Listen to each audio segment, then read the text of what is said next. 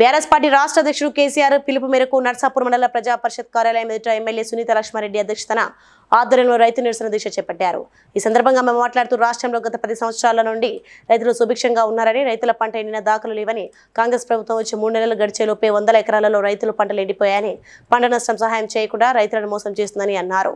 మాయమాటలు చెప్పి అధికారంలోకి వచ్చిన కాంగ్రెస్ రైతులను మర్చి వారి ఉసురు తీయొద్దని హితవు పలికారు. రాష్ట్రంలో వెంటనే రైతులను మాఫీ చేసి పంట నష్ట పరిహారాన్ని అందించాలని ఆమె డిమాండ్ చేశారు. రైతులకే కాకుండా రాష్ట్రంలో ఉన్నటువంటి ప్రజలందరూ కూడా దాదాపు 6 గ్యారెంటీల ద్వారా 13 హామీలు, అదేవిధంగా 420 హామీలు ఇవ్వడం జరిగింది.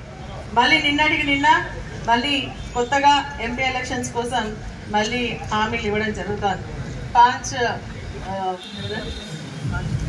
5 హామీలు 25 ఏదో చెప్తున్నారు. అంటే ఇవన్నీ ఏంటంటే కేవలం ప్రజల్ని మోసం చేయాలన్న ఒక ఆలోచనతో, ఓట్లు దండుకొని అధికారం చేపట్టాలన్న ఒక ఆలోచనతోనే ఇవన్నీ హామీలు ఇవ్వడం జరుగుతుంది తప్ప మరి నిజంగా చిత్తశుద్ధి ఉండుంటే ఈ రోజు చెప్పినటువంటి హామీలు మనం చెప్పినటువంటి కాదు మనం అడిగేది. ఇప్పటి వరకు ఎవరికైనా మాఫీ అయిపోతే మీరు ఇమీడియట్ గా బ్యాంకులకు వండి మళ్ళీ అప్పు తెచ్చుకోండి, మేము 9వ తారీఖున మాఫీ చేస్తామని చెప్పి ఆ రోజు మరి కేసీఆర్ గారి నాయకత్వంలో మరి ఆ రోజు మనకు 12,000 రూపాయలకు సంబంధించినటువంటి రైతు బంధు ఇస్తా ఉంటే మీరు తెచ్చుకోవద్దు, మేము అధికారంలోకి రాగానే 10 మరి మన కరెంట్ ఎండిపోయినటువంటి మన కరెంట్ పోయినటువంటి దాఖలు లేవు.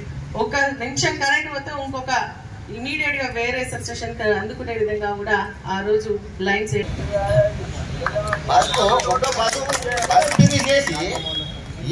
లేడీస్ కు బస్సు పిరి చేసి 3 రూపాయల కిరాయి పిరి చేసి 300 రూపాయలు నష్టం చేస్తుంది. ఇవాళ మీకు ఎంత సిగ్గు చేయడం ఇవాళ మాకు ఇంకొక ఛాన్స్ ఇస్తేనే మేము అవి చేస్తాం, లేకపోతే లేదు మేము చేయడానికి మీకు ఎంత సిగ్గు చేయడం విలేజ్ వాళ్ళకి వచ్చి అడగండి.